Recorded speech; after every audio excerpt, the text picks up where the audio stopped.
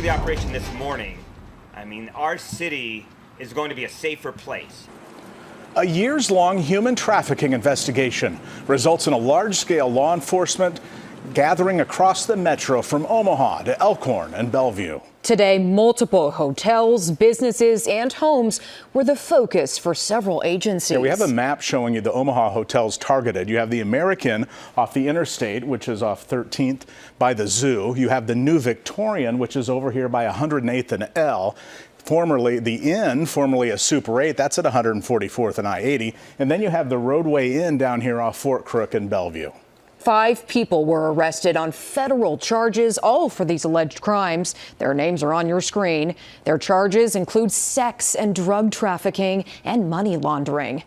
An additional 4 people were taken into custody for outstanding warrants. Without a doubt, we all know human trafficking is a form of modern-day slavery, and people living here in the heart of the heartland even are being bought or sold or exploited, leading lives of misery, whether by being forced into sexual activity, working jobs in dangerous and unsanitary conditions, being forced to work in grueling jobs with little to no pay. A release from the Department of Justice shows search warrants were executed at 14 businesses. Aside from the hotels, the other businesses were brow and lash salons in the metro, including one located in the Westroads Mall. The U.S. Attorney's Office alleges one or more of the defendants were tied to a sex trafficking conspiracy. The affidavit alleges sex trafficking was not only allowed at the hotels, but encouraged.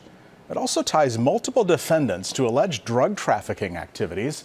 Officials claim drug traffickers received protection from law enforcement, and human traffickers were shielded by hotel managers from law enforcement. All told, 10 minors and 17 adults were rescued during this. Now, one of the locations investigated today was targeted for trafficking before. Back in January, we told you about 6 arrests in connection to a child sex trafficking operation at a motel near 13th and I-80. We learned today from Police Chief Todd Schmatter, Omaha police became deeply involved with this investigation after they uncovered the trafficking ring. We spoke with Project Harmony about potential signs of sex trafficking. Those include children hanging out with older people, if they're coming home with unexplained cash or new clothes, or if they're leaving in the middle of the night.